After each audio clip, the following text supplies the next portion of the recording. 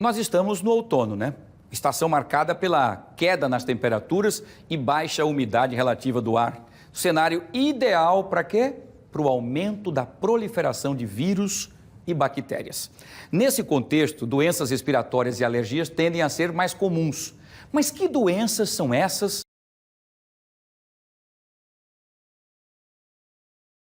Nós estamos no outono, né? Estação marcada pela queda nas temperaturas e baixa umidade relativa do ar. Cenário ideal para quê? Para o aumento da proliferação.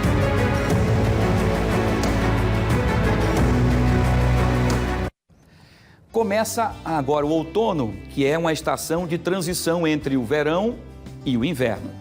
Então tem momentos muito quentes, daqui a pouco aquela chuva, enfim, a gente acaba então, quem tem alergias, rinites, aí começam as alergias, as gripes, os resfriados, né, doutora Luciana? E a gente vai ficando cada vez mais desesperado com as crianças e tudo mais. É comum nessa época, mas como fazer então para se prevenir? Primeiro, boa tarde, seja bem-vinda. Boa tarde, Wilson. Boa tarde a todos os telespectadores. É isso, Wilson. Esses vírus, a maior parte desses casos é causado por vírus. E esses vírus de transmissão respiratória, eles têm uma prevalência maior nessa época do ano. Então, a temperatura cai um pouco, ainda não caiu aqui, né? Mas, falando no Brasil de maneira geral, é o período quando outono e inverno, esses vírus respiratórios aparecem com mais frequência.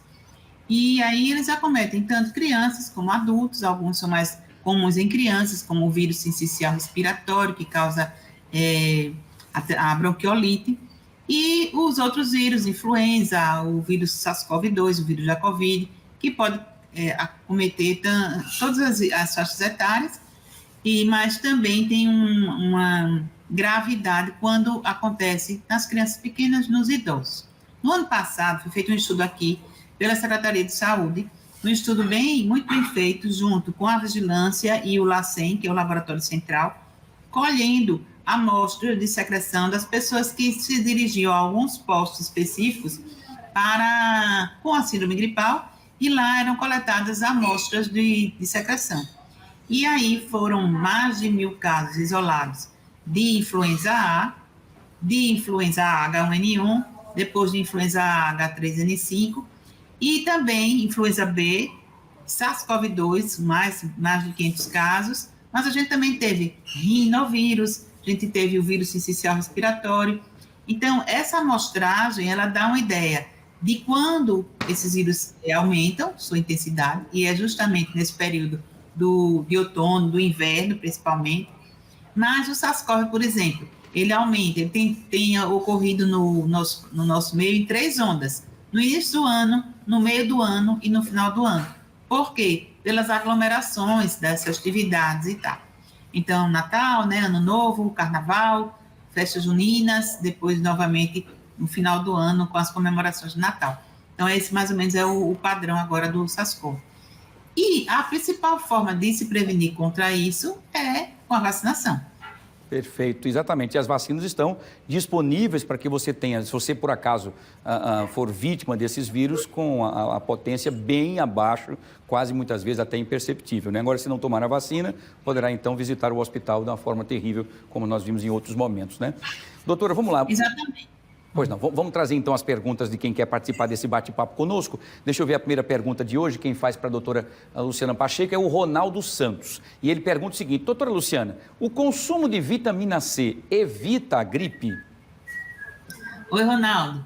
Isso é um tabu, né? Isso é uma informação que a gente tem de muitos anos. Toma suco de laranja, suco de limão, Cebion, né? Que é aquela medicação que muita gente conhecia, que dissolve ali. Mas, de fato, a gente sabe, cientificamente falando, que o uso dessas vitaminas, elas não impedem a pessoa de ter a doença. A doença é transmitida pelo vírus. Então, se a gente teve contato com alguém doente, viaja para algum local onde tem tido um aumento de casos, né, para regiões do sul, com mais frio, é um risco maior que as pessoas têm, porque os vírus, como eu falei, eles são mais prevalentes nesse período. Então, a doença é transmitida pelo vírus. O nosso sistema de imunidade, nosso sistema imunológico, as nossas defesas, é que vão fazer com que a gente tenha um quadro mais grave ou menos grave. Mas não tem nenhuma evidência de que a vitamina C ou qualquer outra vitamina altere esse padrão, assim, que impeça que a gente tenha que a gente tenha a doença, como você perguntou. O que a gente sabe é que uma pessoa que tem a sua imunidade melhor, e aí é por uma alimentação adequada, não exatamente pelo consumo de vitamina C.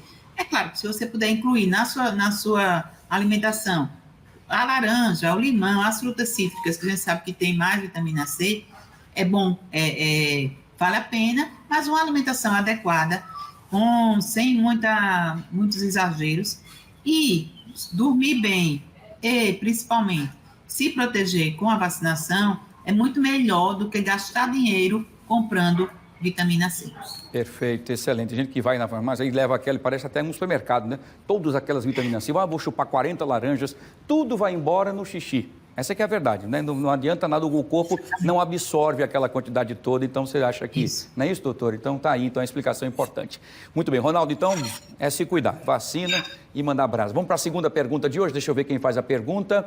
É a Maria Lima, doutor. Ela pergunta o seguinte: doutora Luciana, existe alguma medida para evitar que idosos sofram com doenças respiratórias? Maria, a principal medida, como eu falei, é a vacinação. As pessoas não gostam muito, né, de se vacinar, acham que dói, outras que acreditam aí nessas informações falsas, que a vacina vai causar isso e aquilo, mas é a medida mais importante. 3 medidas no mundo todo fizeram com que as pessoas, até hoje, que as pessoas tenham aumentado a sua longevidade. Assim, a população está ficando mais idosa por conta dessas 3 medidas. Uma é o saneamento básico, porque a gente sabe, muita gente morria por diarreia, pelas condições de dificuldade de esgoto, de água boa.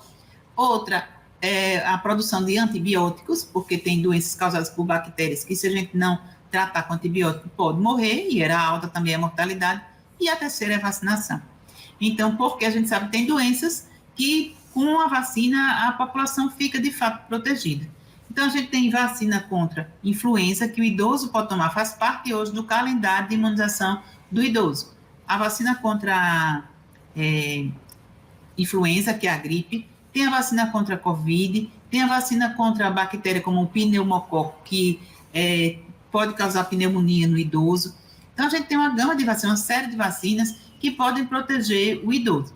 Outra coisa é diminuir a exposição do idoso às pessoas que estejam com doentes. Então, por exemplo, tem um idoso em casa, ele está acamado, e evitar que visitas gripadas, por exemplo, as pessoas gripadas vão conversar com o idoso. Ou coloca uma máscara, ou evita aquele momento, vai em outro momento, quando você está saudável, para visitar o idoso. E, da mesma forma, levar o idoso para um local onde a gente sabe que existe uma maior quantidade de pessoas ali doentes.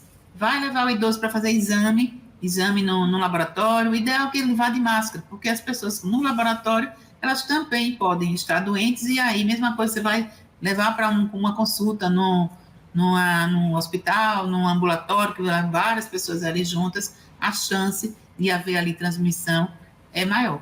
E alimentar bem o idoso, hidratá-lo bem também previne essas doenças. Perfeito, doutora Luciana, como sempre, uma aula e explicações importantes, informação. Continuo dizendo que quando as pessoas bem informadas, consequentemente, menos problemas teremos. Isso é muito importante. Doutora Luciana, mais uma vez, muito obrigado, uma boa semana, com muita saúde, e até a próxima, se Deus quiser. Boa tarde. Boa tarde a todos, com muita saúde. Muito bem, para nós todos. Doutora Luciana Pacheco, nos explica para a gente, prestação de serviço pura para você que acompanha ao Fenômeno Fica Alerta, tá bom? Muito bem.